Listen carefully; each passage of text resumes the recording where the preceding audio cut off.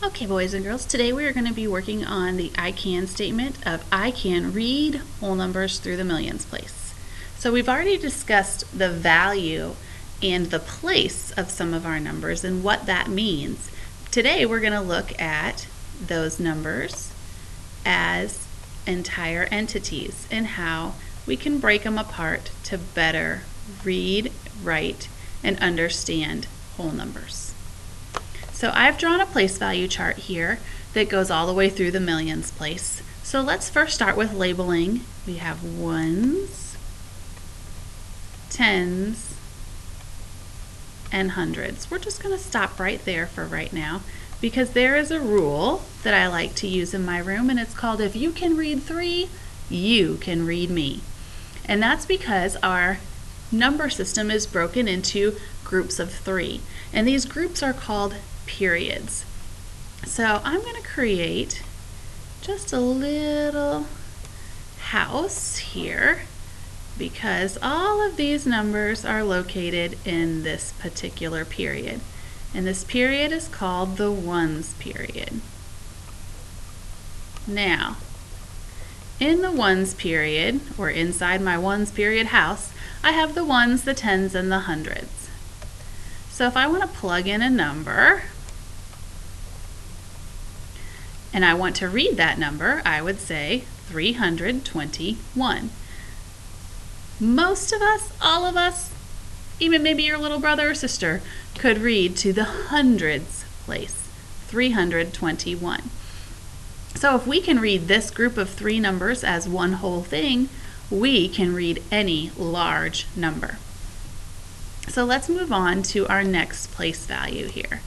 We've got next the thousands, and then the 10,000s,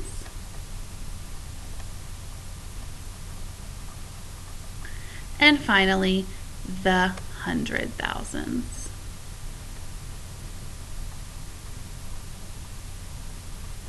Now again, because I said that our number system is grouped into groups of 3, this is also a house.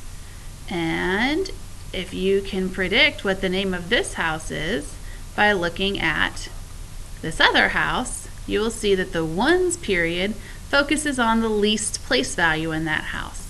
This is the same. What's the least amount of place value in this house? It's the thousands. So this is our thousands period.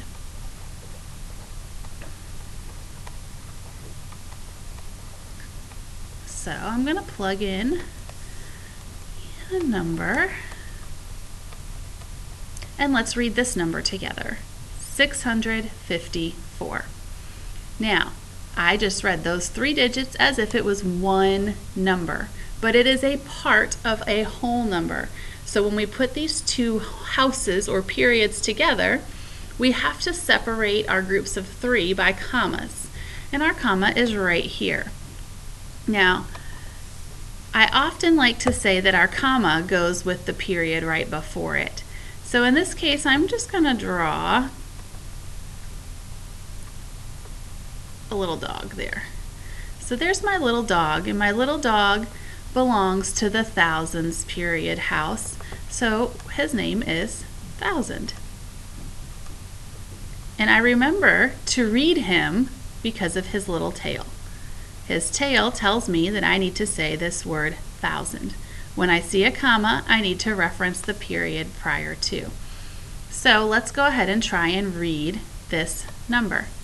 654. I did it. I read my group of 3. Now I need to come over to the dog, and I know that the dog's name is 1000, so I'm going to say 654,000. And then I'm going to read my next group of 3, 321. So this number is 654,321. And that's where you left off in 3rd grade. In 4th grade, we have to read through the millions place. So we've only got one more place to extend to. But again, the millions is a part of a group of 3, and it also has its house. There would be 2 other digits in this millions house that we are not going to be studying in 4th grade. They would be the 10 millions and the 100 millions. but we're just going to focus on the millions. So just like with the ones period, it started with the lowest place value digit, which was the ones. The thousands period started with the lowest place value, which was the thousands. And the millions period would start with the millions place. And as with the thousands period, the millions period has a little puppy to go along, and the puppy is named million. So if we were to read this number, oh, I forgot to put a digit in there. There, 7. So if we were to read this number, we would read 7 because I have no other places in front of it, so it's just a 7. But with the puppy, it's not just a 7, it's 7 million. Then I read my next period or my next group of 3, 654, and then it's puppy, 1,000, and then my last period, 321. So this number as an entire whole number through the millions place is read 7,654,321.